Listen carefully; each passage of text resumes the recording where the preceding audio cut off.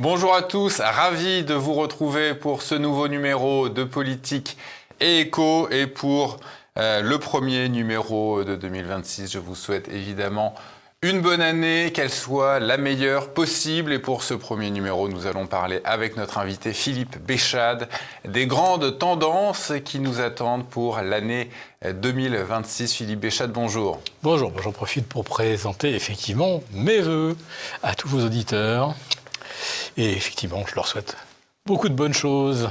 Philippe Béchade, rédacteur en chef de la chronique Agora et de la lettre des affranchis. Comme d'habitude, ce conseil avant de commencer notre entretien. Vous pouvez liker tout de suite en cliquant sur le pouce en l'air en bas de cet écran et évidemment laisser vos commentaires en nombre pour aider le référencement de TV Liberté sur Internet. Alors, Philippe Béchade, est-ce que si vous pouviez nous dresser un panorama général des grandes tendances économiques pour 2026, nous donner les facteurs qui seront, selon vous, les principaux facteurs qui vont orienter la conjoncture mondiale pour cette année 2026? Bon, on va commencer par ce qui est pour moi le fait générateur, le grand attracteur universel, c'est-à-dire les anticipations d'inflation reflétées par les marchés obligataires. Et 2025 a marqué une rupture, puisqu'on a le sentiment que les banques centrales ont perdu le contrôle de la courbe des taux, c'est-à-dire qu'aujourd'hui, la partie longue reflète les anticipations du marché et non plus l'action quotidienne, mensuelle des banques centrales. Alors, qu'est-ce que ça veut dire ? Alors, on va prendre un exemple, parce que c'est beaucoup plus parlant, si on prend l'exemple japonais. On est dans un pays qui a combattu pendant 33 ans la déflation. Puis l'inflation est revenue, 2021, 2022, 2023, et depuis, elle est devenue, comme on dit, collante. Les taux longs japonais ont longtemps été nuls ou négatifs. Jusqu'en début 2022, on avait encore des taux à 0 sur le 10 ans. On est aujourd'hui à 1,95, 2%. Le 20 ans est au-delà des 2,70. Et sur des maturités, et celle de 30 ans est très importante pour l'économie japonaise, on est maintenant autour de 3,40. Ça ne reflète pas évidemment le niveau des taux japonais, qui est à 0,50. Ils ont été augmentés en décembre. C'est la deuxième fois en l'espace de 2 ans. On est à 0,50. Et on a des taux longs, si on fait la moyenne du 30 et du 40 ans, à 3,5%. Ça reflète quoi ? Les anticipations d'inflation. Aux États-Unis, malgré la troisième baisse survenue le 10 décembre 2025, on a toujours des taux longs à 4,10, 4,20 sur le 10 ans et 4,70 sur le 30 ans. Ça ne reflète pas du tout le taux directeur américain qui est de 3,25 ou 3,50, 3,75. Ça reflète bien, là encore, des anticipations d'inflation. Alors maintenant, qu'est-ce que c'est que l'inflation ?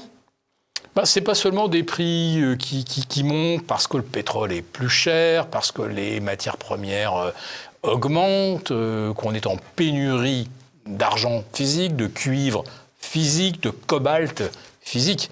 Ce que reflète l'inflation, c'est également une hypothèse de dégradation de la valeur de la monnaie. Alors, de toutes les monnaies principales, dollars, euros, yens, livres sterling. Donc, l'inflation, ça veut dire aussi qu'on anticipe une dépréciation des monnaies à 2 ans, 5 ans, 10 ans.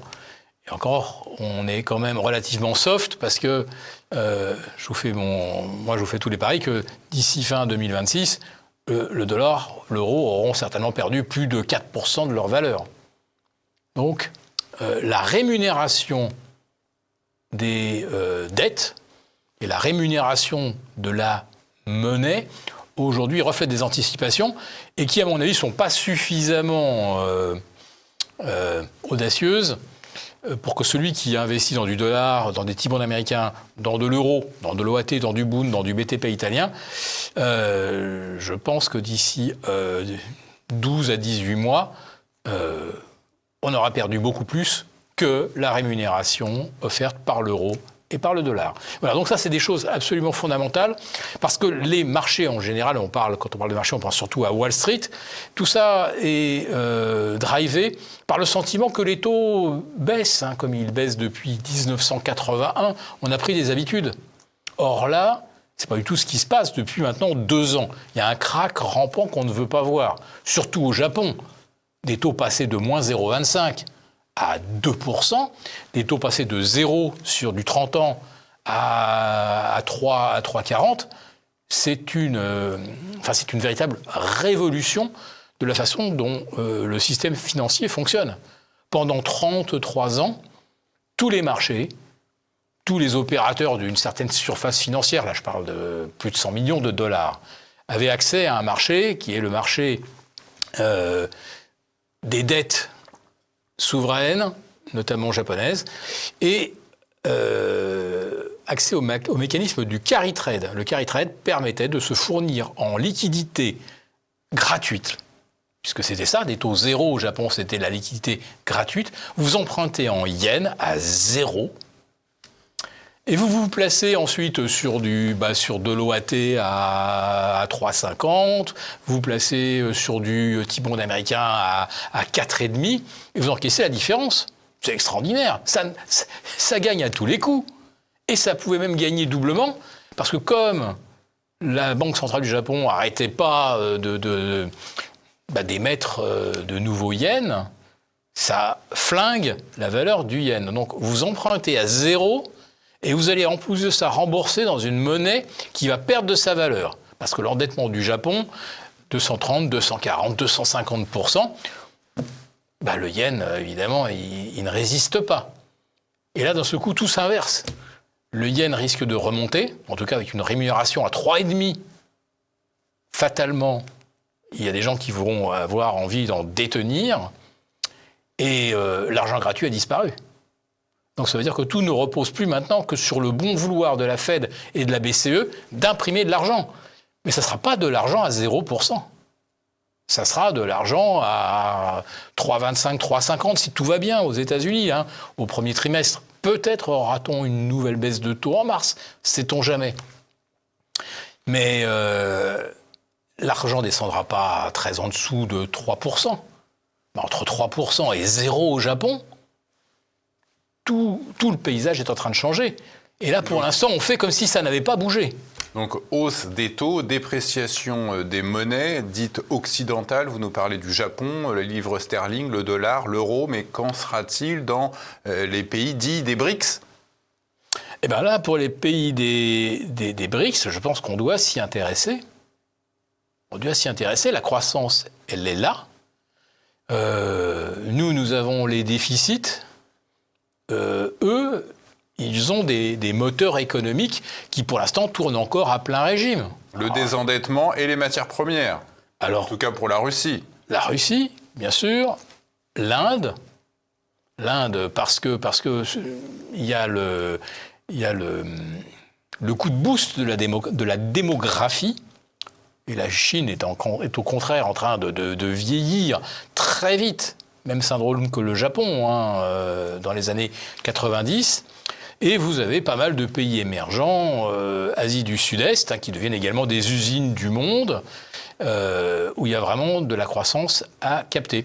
Et ces pays-là, finalement, la baisse du dollar leur va très très bien, parce que souvent, ils empruntent sur les marchés internationaux, ils empruntent plus volontiers en dollars. Pourquoi ? Parce que le dollar est très accessible, parce que le dollar est disponible. Voilà. Si demain, le dollar baisse, ça leur fait moins d'argent à rembourser dans leur monnaie locale, et ils ont de la croissance. Donc ils génèrent des cash flows. Donc leur monnaie se renforce, c'est gagnant-gagnant maintenant pour des pays émergents. Donc cette hausse des taux, cette dépréciation des monnaies, est-ce que c'est le signe avant-coureur, le détonateur de ce que certains analystes redoutent depuis des années, à savoir un krach global ? L'inversion du carry trade, vous avez vu, je l'ai dit de façon très calme, très pondérée. Quand je dis que ça change complètement la règle du jeu, ça change effectivement le fonctionnement des marchés depuis plus de 33, voire 35 ans. Pour l'instant, on ne veut pas voir que l'argent va coûter plus cher. Et que du coup, le rendement de l'argent placé avec des effets de levier, avec toute la spéculation qu'on peut imaginer, tout ça va se retrouver à risque. Pourquoi ? Parce que là, aujourd'hui, il y a encore des gens qui ont emprunté à 0,25 au Japon. Et là, quand ils vont devoir rouler leur position, essayer de maintenir leur portefeuille, l'argent ne va pas leur coûter 0,25, il va leur coûter 2,75, 3. Ils vont réduire leur position, ils vont réduire leur levier. Ça va se traduire par quoi ? Évidemment, par une possible très forte correction des marchés. Et à partir du moment où les leviers repartent en arrière, il y a un effet domino qui peut être dévastateur.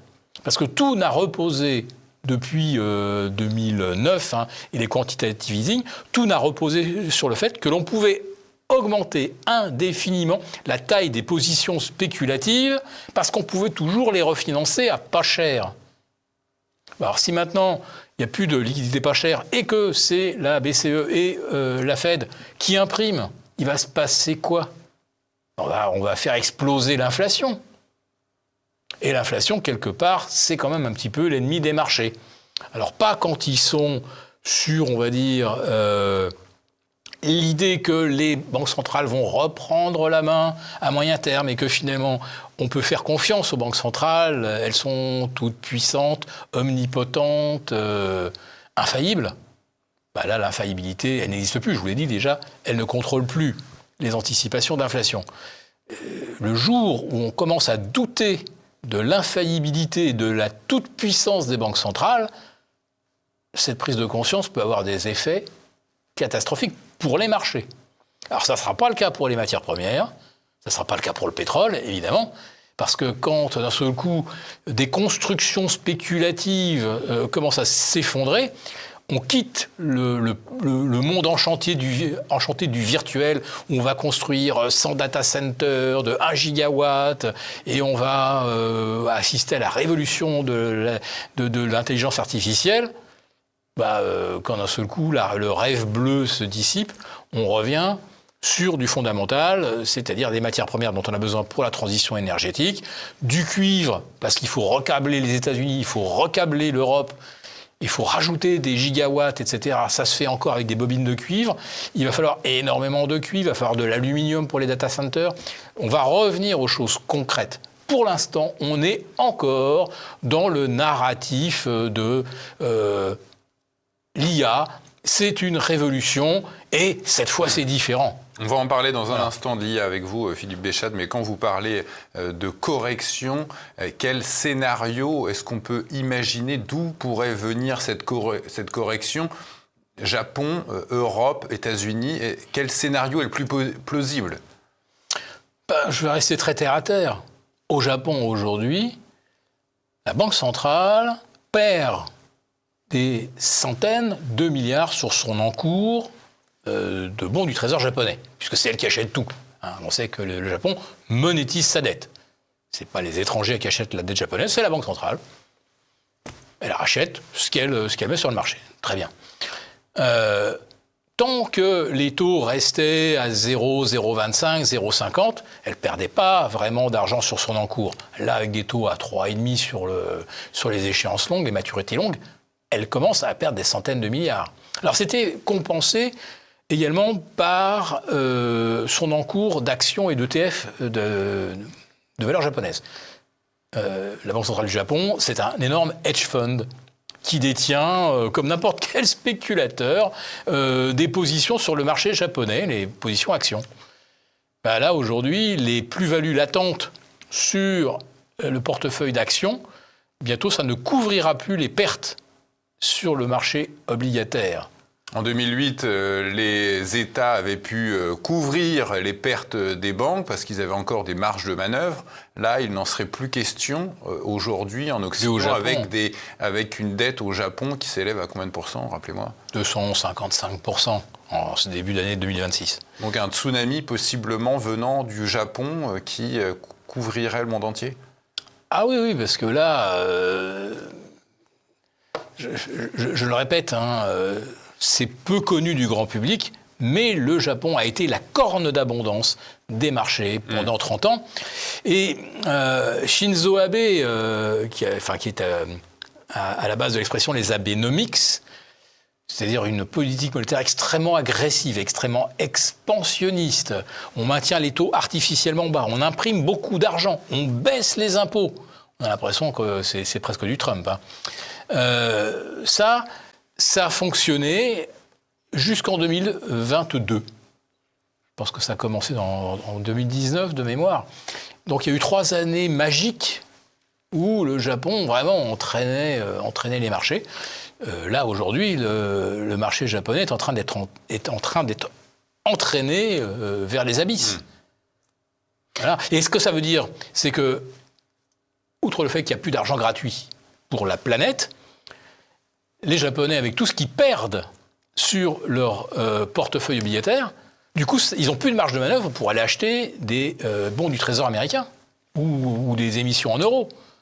Et c'est même arrivé à un tel point, leur situation pourrait devenir tellement grave qu'ils pourraient se trouver obligés de vendre des T-bonds américains, de vendre des émissions obligataires européennes.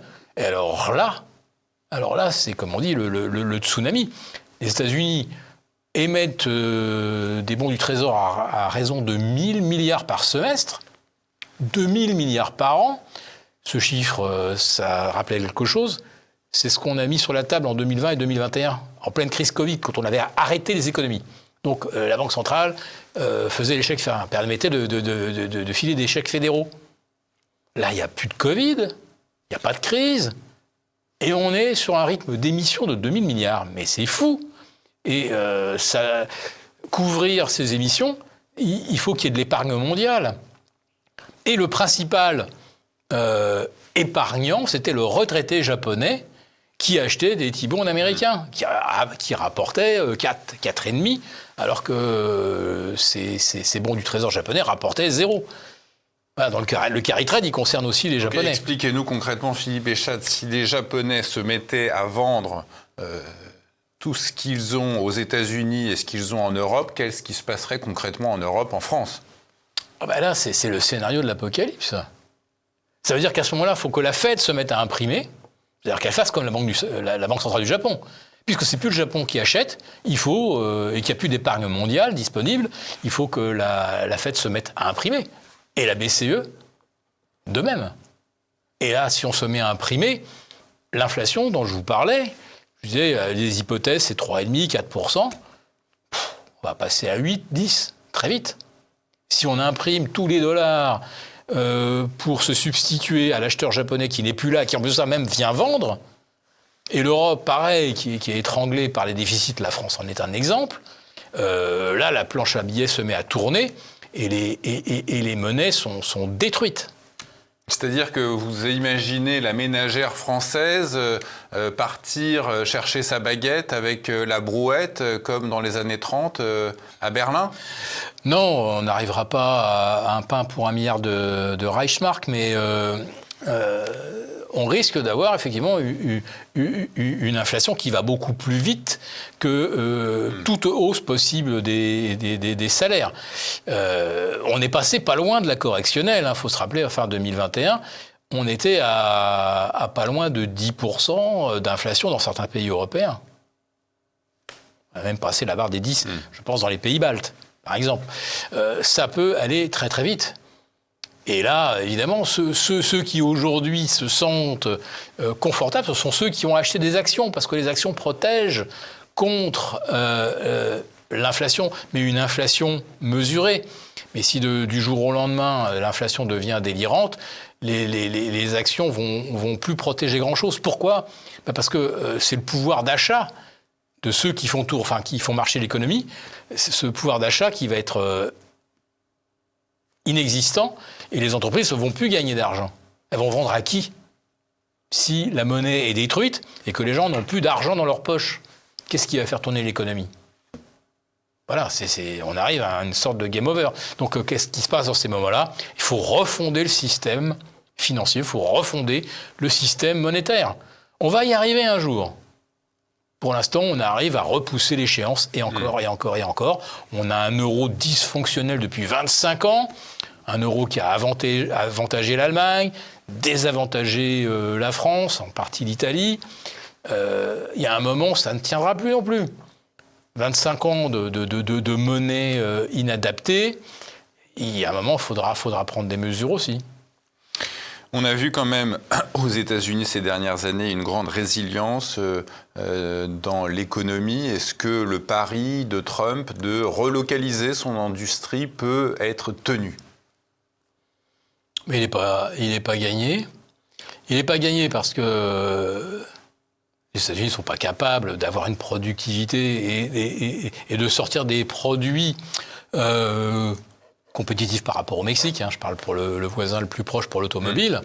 On voit un ralentissement de l'emploi aux États-Unis là, ces derniers mois. Un grand pessimisme des Américains. Alors quand vous écoutez Wall Street, quand vous allez une chaîne de télé américaine, vous tombez sur CNBC, Bloomberg. Je rappelle qu'on battait encore des records à 10 jours de Noël, fin 2025. Voilà, c'était vraiment, effectivement, c'était la fête. C'était la fête. Et on voyait en parallèle des chiffres, des licenciements, du temps pour retrouver un job qui s'allongeait, ce qui n'avait aucun impact sur la bourse. Pourquoi on nous annonce une hausse de la croissance l'année prochaine aux États-Unis ? On passerait de 2 cette année à 2,2 l'an prochain. Je peux même vous annoncer 3 si vous voulez. Si vraiment je veux vous faire sourire, 7 comme l'Inde, je peux dire ce que je veux. Après, le réel corrigera. Mais pour l'instant, tant que vous avez un Wall Street qui est convaincu qu'on peut effectivement avoir une croissance non plus de 1,9, mais de 2,4 ou 2,5, et une inflation à 2,5, alors que les marchés, eux, on voit bien leur anticipation est au-delà de 3,5, voire 4, tant que vous avez des investisseurs qui ont ça comme dans leur logiciel. Croissance 2,5, inflation 2,5, mais tout est merveilleux. C'est l'équilibre parfait, c'est Goldilocks. Non, c'est Alice au pays des merveilles, ça n'existe pas. Mais tant que vous avez des gens qui fonctionnent avec ce genre d'hypothèse, le marché y tient parce que tout est merveilleux. L'Union européenne, en tout cas de son côté, semble confrontée à un ralentissement plus marqué, pour le dire très gentiment. Est-ce que l'Europe va décrocher encore plus l'année prochaine par rapport aux États-Unis et à l'Asie ? Alors là, ça dépend de pas mal de facteurs. D'abord, si le coût de l'énergie remonte, comme je l'anticipe... Le pétrole et le gaz suivra probablement. Le GNL aussi. Ça a complètement plombé l'industrie allemande. Et avec la fin de cette guerre en Ukraine, est-ce qu'une reprise des accords commerciaux avec la Russie n'est pas envisageable ? L'Europe veut pas. L'Europe veut pas revenir sur son narratif. C'est ça, on s'est mis dans le corner tout seul. On est tenu par les mensonges qui ont été répétés, matraqués pendant 3 ans. Mais on voit actuellement Viktor Orban qui se déplace en Turquie, aux États-Unis, pour multiplier les débouchés énergétiques. Mais vous avez Trump qui annonce qu'il veut revoir la Russie dans le G8. Imaginez la Russie dans le G8 alors qu'on dit qu'on va arrêter Poutine si jamais il atterrit en France, en Angleterre, etc. Enfin, vous voyez où on en est. Enfin, aux États-Unis, au contraire, on voit bien qu'ils continuent de commercer, les États-Unis et la Russie. C'est nous qui avons décidé, c'était fin novembre ou début décembre 2025, d'arrêter totalement les importations de gaz, de pétrole russe. Alors que les Américains, en fait, en douce, ils en achètent de plus en plus. Et ils achètent de l'uranium. Enfin, c'est extraordinaire, la duplicité américaine qui pousse les faucons de Bruxelles à confisquer les avoirs russes, sachant que ça va mettre les Russes dans une colère noire et que les Russes vont certainement confisquer les actifs européens, pendant que eux font du commerce et sont déjà en train de se partager le monde. En tout cas, l'Ukraine de l'après-guerre, avec, BlackRock va se manger la part du lion, mais on va essayer d'en laisser un petit peu aussi à la Russie. Je pense qu'il y a beaucoup plus d'intérêt à commercer maintenant qu'à se faire la guerre. D'abord parce qu'il n'y a plus d'argent. Donc les marchands de canons américains n'ont plus d'argent à gagner. C'est pour ça que l'Europe veut continuer, mais avec quel argent ? Et là, La reconstruction de l'Ukraine, c'est quelque chose qui va encore enrichir les entreprises américaines, pas les entreprises européennes. Donc, la paix en Ukraine, est-ce que ça va nous bénéficier ? Pas sûr. Et en plus de ça, si on s'obstine à dire les paquets de sanctions, les 20 paquets, ils restent en place, je ne sais pas pourquoi, mais simplement parce que oui, on l'a mauvaise, donc il faut punir Poutine, etc. Enfin, on est dans quelque chose de totalement puéril. Mais l'objectif... on n'entend pas du tout une inflexion du discours en disant on va redevenir raisonnable. L'objectif qu'affichait Ursula von der Leyen il y a quelques mois de relancer la production industrielle d'armement en Europe, est-ce que cela ne permettrait pas de relancer quelque part l'économie en Europe ? Bien sûr que si. C'était même ce que préconisait Mario Draghi. Alors lui, il désignait pas spécifiquement l'armement. Oui, il pensait qu'il fallait effectivement faire du keynésianisme, imprimer de l'argent, relancer l'économie européenne. Bon, si c'est en fabriquant des drones, des canons, pourquoi pas ? Ça fait surtout les affaires de l'Allemagne, plus que les nôtres. Mais, une arme, c'est fait pour être fabriquée, être stockée, et éventuellement un jour servir. On ne voudrait surtout pas qu'elle serve. Ça voudrait dire qu'on est en guerre. Donc ça veut dire quoi ? Ça veut dire que nous, notre argent, on va l'employer, oui, pour sortir de nouveaux automoteurs, des tanks, des drones, tout ce qu'on veut. Ça va être stocké. Une fois qu'on les a fabriqués, c'est fini, il n'y a plus de récurrent. Alors que les Américains, eux, tout ce qu'ils ont mis en place avec les GAFAM, l'IA, etc., c'est évolutif. Les Chinois, pareil, sont dans une logique complètement évolutive. Ils ne fabriquent pas des trucs pour faire de l'activité et ensuite, une fois qu'ils sont dans les entrepôts, dans les souterrains, c'est fini, ça ne sert plus à rien. Nous, d'accord, ça va nous relancer pendant, 1 an, 2 ans, mais c'est ce qu'on appelle un one-shot. Une fois qu'on aura reconstitué notre arsenal, avec quoi on gagne notre vie ? Les Américains, les Chinois, les Indiens... On sera comme l'Union soviétique avec des missiles atomiques, mais avec des gens qui crèvent la dalle dans la rue ? En gros, c'est un peu ça, quand on voit déjà les files d'étudiants à Paris qui attendent pour un repas gratuit. C'est une honte. Voilà ce qu'est la France aujourd'hui. Alors vous évoquiez à l'instant, Philippe Béchade, l'intelligence artificielle, c'est probablement en 2026 que les choses vont vraiment s'accélérer. Cette IA, elle bouleverse déjà la productivité, le travail, les modèles d'affaires. Quel secteur économique, selon vous, en 2026, les plus transformés, voire disloqués ?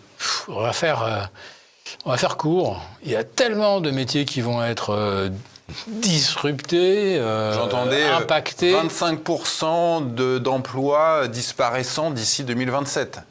Ouais, c'est un peu les projections.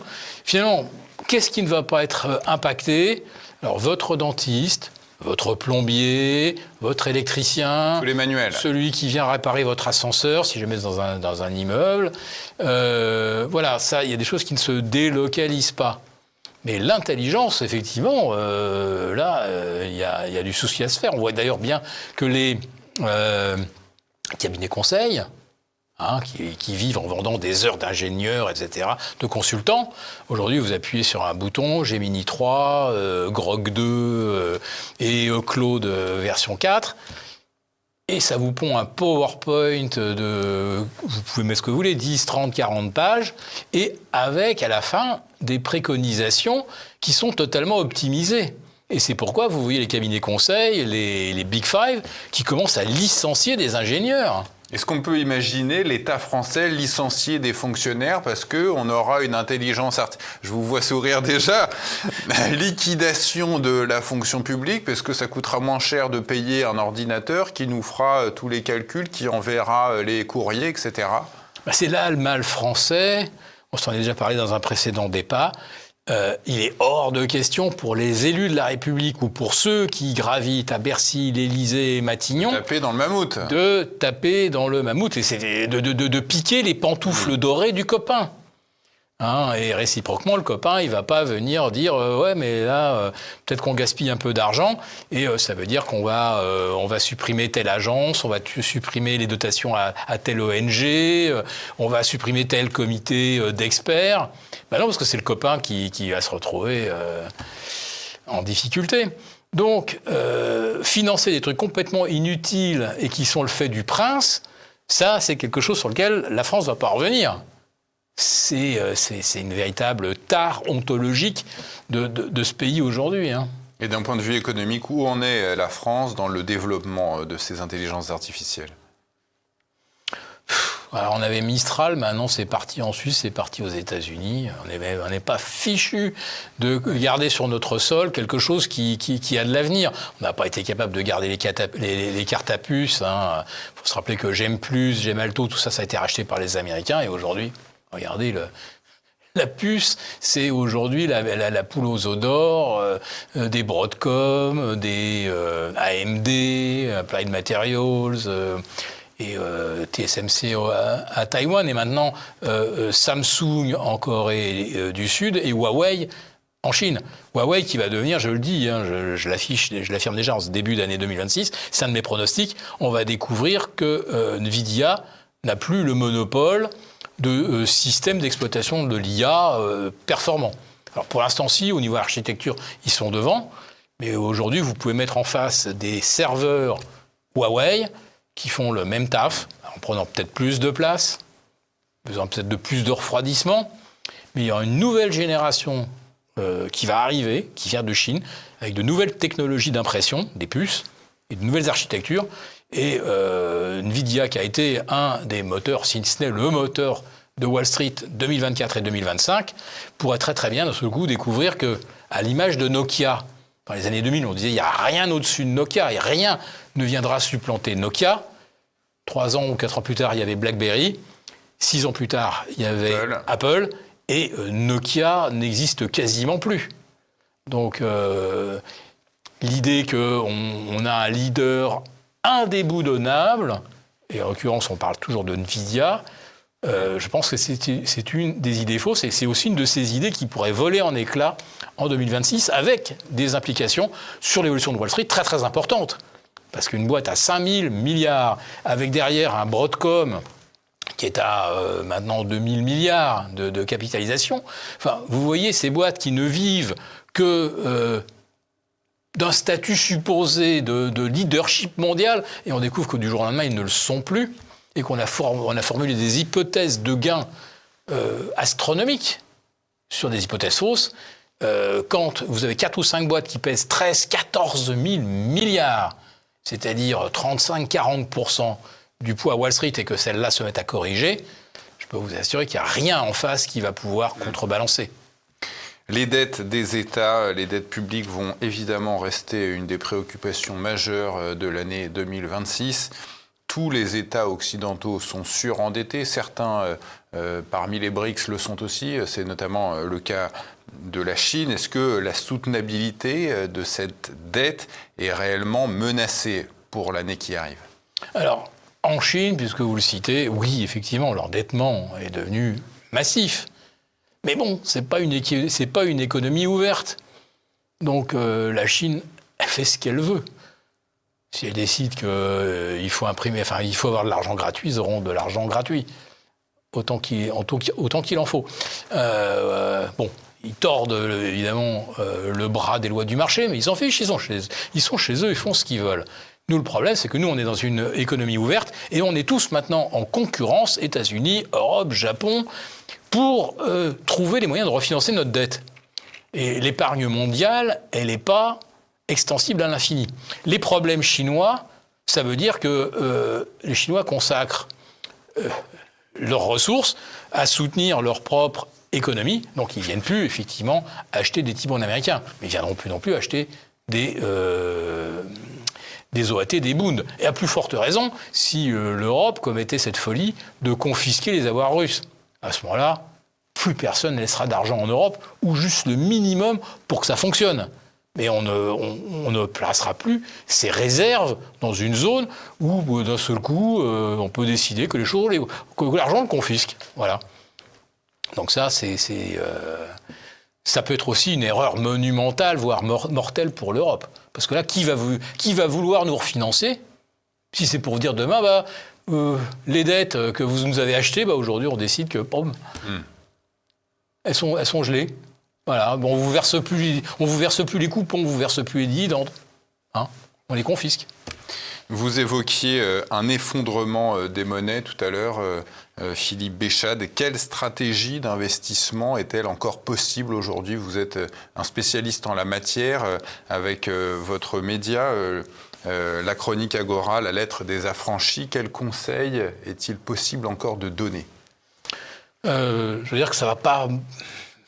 Je ne vais pas faire preuve d'une originalité folle. Je vais renouveler les conseils que je donne depuis 2024. D'abord, qu'est-ce que font ceux qui ont des réserves de devises énormes? Là, je parle d'échelle à 1000 milliards. Donc là, on est Japon, Chine, Royaume-Uni, quelques paradis fiscaux aussi qui détiennent des milliers de milliards de T-bonds américains. Qu'est-ce qu'ils font? Ils réduisent leur exposition. Alors, dans les paradis fiscaux, on vend les échéances, les maturités longues, on commence à revenir que sur les maturités courtes, parce qu'on peut rentrer-sortir facile, et les BRICS achètent, évidemment, je vous apprends rien, de l'or. Le prix a encore augmenté fin décembre. Voilà. 25% de plus. 4250, ça fait une année à 66%. Que dire de l'argent, hein, 120% de hausse quand même, en 2025. Là, on a dépassé 62,5. Est-ce qu'il est trop tard pour le particulier qui nous regarde de se lancer dans un achat d'or, d'argent? Non, c'est ce que je viens de dire, je ne vais pas être original. Ouais. Ce conseil était valable jusqu'à fin 2025. Il le reste en ce début d'année 2026 parce que les États-Unis sont encore sur un rythme de 1000 milliards d'impressions de dollars par an. Qu'est-ce que vous nous dites concrètement, Philippe Béchade, à nos téléspectateurs de TV Liberté? Courez acheter de l'or et de l'argent à Paris dans les officines qui en vendent, c'est ça? Non, c'est vraiment pas ce que j'ai dit. C'est bien d'avoir un petit peu de physique, parce que on met quelques pièces dans une poche. Si les choses se gâtent, on peut partir à l'étranger et avoir quelque chose qui se négocie, qui vaut exactement le même prix, que ça soit en terre de feu, en Tasmanie, au Japon. Voilà. Donc avoir un petit peu de physique, oui. Avoir, à mon avis, des mines, c'est-à-dire les gens qui extraient l'or, qui extraient l'argent, et puis, soyons concrets, les data centers, les hyperscalers peuvent pas fonctionner sans gigawatts. Il n'existe pas ces gigawatts aujourd'hui, ceux nécessaires pour que fonctionne tout ce qu'on a déjà prévu. On s'est engagé sur des sommes folles, sur des 300, des 500 milliards. Je crois qu'il y a un projet avec Oracle et ChatGPT qui était de cet ordre-là. 1 demi-millier de milliards de dollars. Mais avec quelle énergie vont fonctionner ces data centers s'ils sont construits 2027, 2026, 2027, 2028 ? Il n'y a pas. Les gigawatts n'existent pas. Donc qu'est-ce qu'on va faire ? Ou alors on les partage, donc on arrête les usines automobiles, on arrête Alcoa, on demande aux gens de ne plus charger leur voiture la nuit parce qu'il n'y a plus d'électricité. Ou alors il va falloir qu'on construise des capacités de production énergétique. Une centrale atomique, c'est 6-7 ans, si tout se passe bien, à la chinoise. Hein. Une centrale au gaz, c'est 3 ans. Un champ d'éoliennes, c'est pareil, c'est 3-4 ans. Et ça, c'est intermittent. Donc, qu'est-ce qui va se passer? C'est qu'on va avoir besoin, là, aux États-Unis, de remettre en route des centrales au fioul, des centrales au gaz, pourquoi pas même au charbon. Hein. Il y a des exemples plus près de nous. Hein. L'Allemagne, la Pologne, l'hiver, quand les éoliennes sont à l'arrêt, c'est du charbon. Voilà. Donc, ce que je veux dire par là, c'est que ce dont on est sûr et certain d'avoir besoin, c'est de kilowatts, de gigawatts supplémentaires. Il va falloir des millions de lignes pour transporter le courant vers les data centers, vers les hyperscalers. Ça, c'est une certitude. Par contre, je n'ai pas du tout la certitude que Oracle, que Meta ou Amazon aient pu développer des nouveaux data centers par manque d'énergie. Tout simplement. C'est très, très, très concret. Donc, qu'est-ce qui est vraiment la nécessité? C'est de l'ajout de capacité de production d'énergie. Et là, le plus rapide, ça ne peut être que le carboné. Donc, pour moi, le pétrole, qui est tombé très bas fin 2025, faut se rappeler, à mi-décembre, on était à 60-61 $ sur le Brent, 57 sur le WTI. C'était des niveaux d'intervention historiques. Pour conclure cet entretien, Philippe Béchade, est-ce que vous pouvez, en 2 mots, nous décrire l'année 2026 pour nos compatriotes français ? Alors, il y a des échéances électorales, évidemment. On a les municipales. Les municipales. Alors, on va bien voir. Je pense qu'on va avoir, un énorme coup de balai parmi toutes les formations qui ont conduit à l'adoption du budget 2026, si on peut appeler ça un budget. Voilà. Donc là, opération coup de balai. D'un seul coup, la photographie des rapports de force politique change. Je ne sais pas si après peuvent se développer des mouvements sociaux qui reflèteraient le non-consentement ou le ras-le-bol total de la fiscalité et de l'absence d'efforts pour rétablir les finances du pays en faisant des économies là où elles doivent être faites. Mais globalement, parce que ceux qui nous écoutent sont d'abord des investisseurs où ils ont de l'épargne, attention, la dépréciation des monnaies en 2026, elle va se poursuivre jusqu'à fin 2025. Les actions paraissaient une excellente alternative, parce que dans beaucoup de pays où il y a de l'inflation, on voit que les actions ont quand même un caractère de protection, sauf que là, avec les taux tels qu'on les observe, les actions qui montent tout le temps, quand les taux sont bas, ça passe, mais quand les taux se mettent à grimper, là, ça passe plus. Et on est sur des multiples complètement délirants. Sur le S&P, on est à 30 fois les bénéfices. Et sur les 50 dernières années, tous ceux qui ont investi quand les PER étaient à 30 sur le S&P ou 40 sur le Nasdaq, ces gens-là ont dû attendre 10 ans pour gagner de l'argent. Et systématiquement, c'était ce que j'appelle, moi, l'investissement concret, énergie, matières premières, qui a permis de sauver la mise dans ces périodes compliquées, pré-inflationnistes et de correction des marchés boursiers. Philippe Béchade, merci d'avoir accepté notre invitation. Je rappelle que vous êtes le rédacteur en chef de la chronique Agora et de la lettre des affranchis. Merci pour ce numéro, cette prospective de l'année 2026. Et quant à nous, on se retrouve la semaine prochaine. À bientôt, salut.